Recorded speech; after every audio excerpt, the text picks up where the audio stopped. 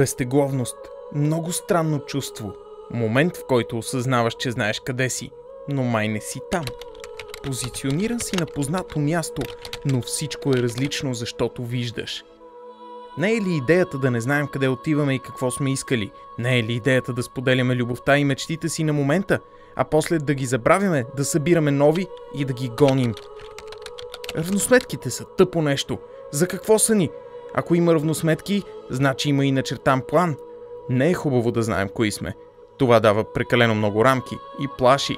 Провалът и неизвестното плашат. Но ако не се насилваш да имаш ясната идея кой си и къде отиваш, няма и какво да те спре към правилното пътешествие. Няма какво да ти сложи бариери и няма какво да ти забрани да ги прескочиш.